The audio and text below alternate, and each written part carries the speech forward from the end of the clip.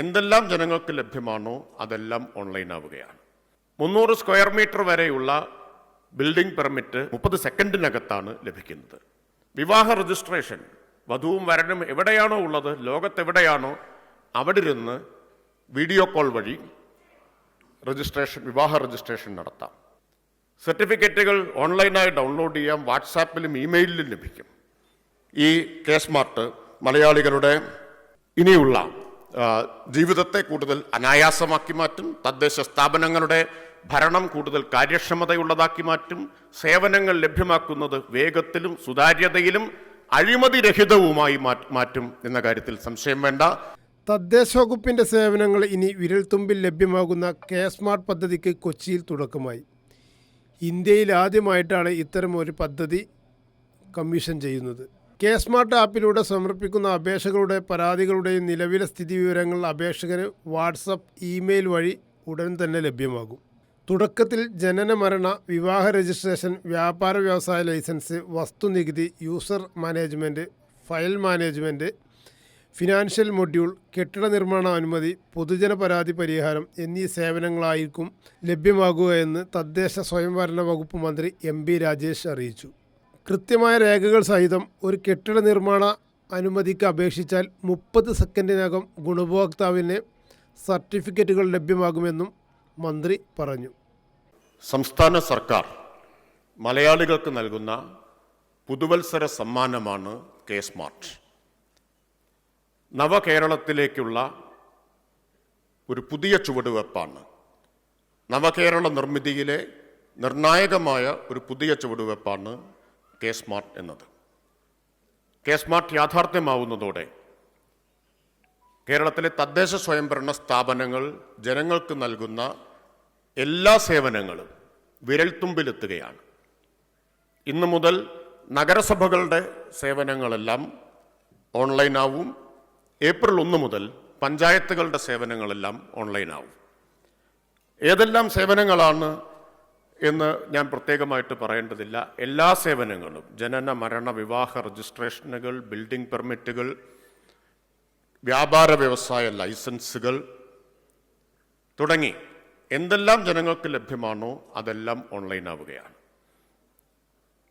300 square metre വരെയുള്ള building permit 30 സെക്കൻഡിനകത്താണ് ലഭിക്കുന്നത്. 1 മിനിറ്റിൽ താഴെ സമയം കൊണ്ട് ചട്ടപ്രകാരം അപേക്ഷ ഓൺലൈനായി സമർപ്പിച്ചാൽ സിസ്റ്റം തന്നെ അത് ചട്ടപ്രകാരമാണോ എന്ന് വെരിഫൈ ചെയ്ത് വിജയകരമായി അപേക്ഷ സമർപ്പിച്ചാൽ 30 സെക്കൻഡിൽ പെർമിറ്റ് ലഭിക്കും. സർട്ടിഫിക്കറ്റുകൾ ഓൺലൈനായി ഡൗൺലോഡ് ചെയ്യാം, വാട്സാപ്പിലും ഇമെയിലിലും ലഭിക്കും. വിവാഹ രജിസ്ട്രേഷൻ വധുവും വരനും എവിടെയാണോ ഉള്ളത്, ലോകത്തെവിടെയാണോ അവിടെ ഇരുന്ന് വീഡിയോ കോൾ വഴി വിവാഹ രജിസ്ട്രേഷൻ നടത്താം. ഇതൊക്കെ ഇതിൻ്റെ ചില പ്രത്യേകതകളാണ്, പ്രാധാന്യമാണ്. ഇന്ത്യയിൽ ആദ്യമായിട്ടാണ് ഒരു സംസ്ഥാനത്ത് തദ്ദേശ സ്ഥാപനങ്ങളുടെ എല്ലാ സേവനങ്ങളും ഓൺലൈനാക്കാനുള്ള ശ്രമം നടക്കുന്നത്. അതുവഴി ഒരിക്കൽ കൂടി കേരളം ഇന്ത്യക്ക് മാതൃകയാവുകയാണ്. ഇപ്പോൾ കെ-ഫോൺ കേരളം സൃഷ്ടിച്ചൊരു പുതിയ മാതൃകയാണ്. മിതമായ നിരക്കിൽ എല്ലാവർക്കും അതിവേഗ ഇൻ്റർനെറ്റ്. കെ-സ്മാർട്ട് വരുമ്പോൾ എല്ലാ സേവനങ്ങളും ഓൺലൈനായി മാറുന്നു. അടുത്ത ചുവടുവെപ്പ് ബഹുമാനപ്പെട്ട മുഖ്യമന്ത്രി ഇതിനകം തന്നെ ഉദ്ഘാടനം ചെയ്തു കഴിഞ്ഞതാണ്.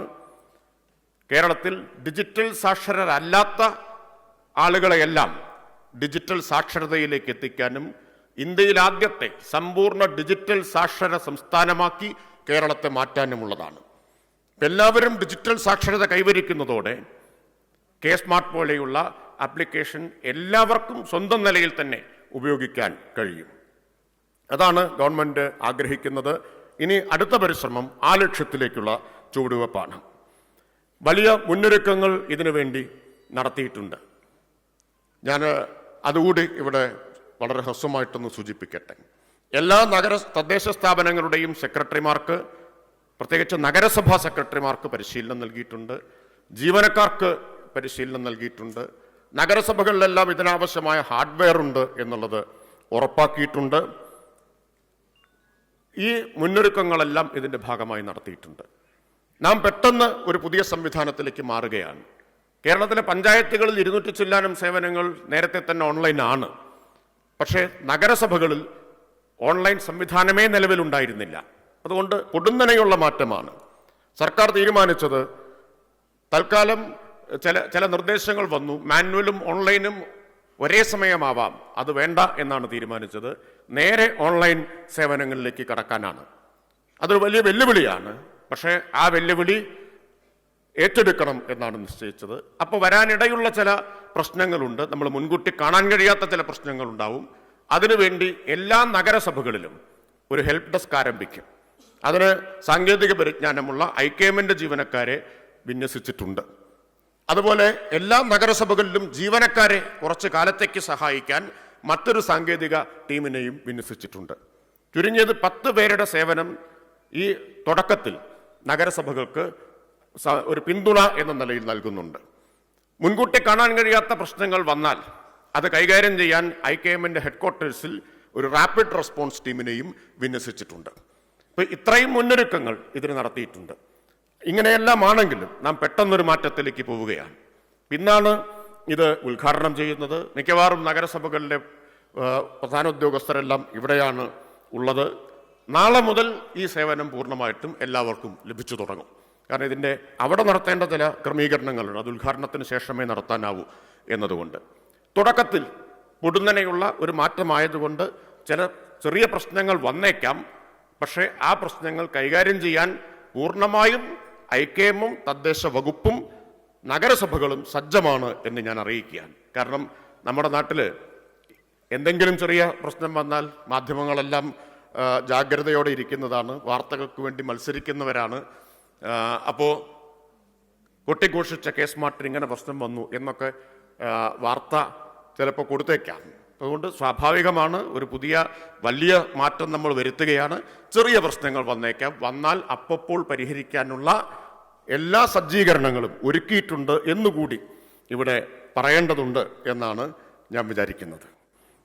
ഇത് മറ്റ് സംസ്ഥാനങ്ങൾ അവിടെ നടപ്പാക്കാൻ മുന്നോട്ട് വന്നിട്ടുണ്ട്. കർണാടകയുമായി ഇന്ന് MOU ഇവിടെ വെച്ച് തന്നെ ഒപ്പുവെക്കുന്നുണ്ട് എന്ന സന്തോഷകരമായ കാര്യവും ഞാനിവിടെ അറിയിക്കുകയാണ്.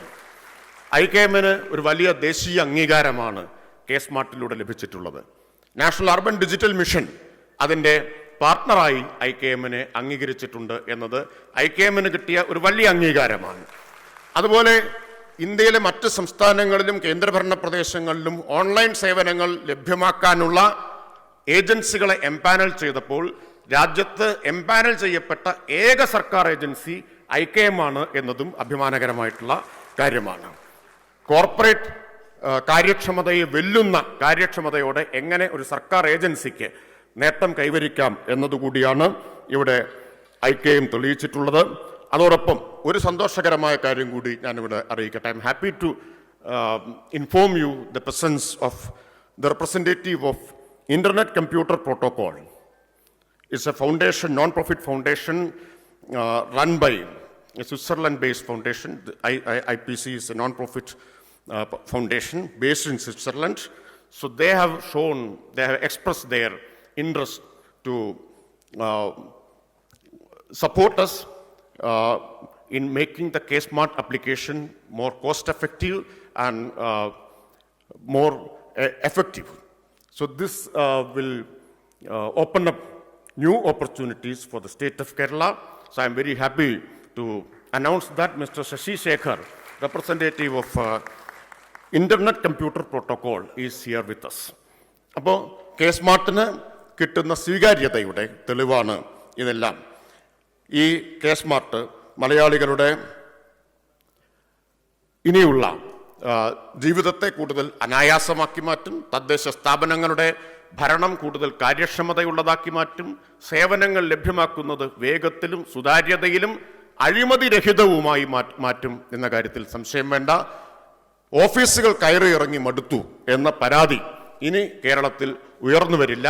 അതിന് കെ സ്മാർട്ട് വിപ്ലവകരമായിട്ടുള്ള ഒരു മാറ്റം സൃഷ്ടിക്കും എന്ന് മാത്രം പറഞ്ഞുകൊണ്ട് ഞാൻ നിങ്ങളെല്ലാവരെയും ഒരിക്കൽ കൂടി പുതുവർഷാശംസകളോടുകൂടി അഭിവാദ്യം ചെയ്തുകൊണ്ട് എൻ്റെ വാക്കുകൾ നിർത്തുന്നു.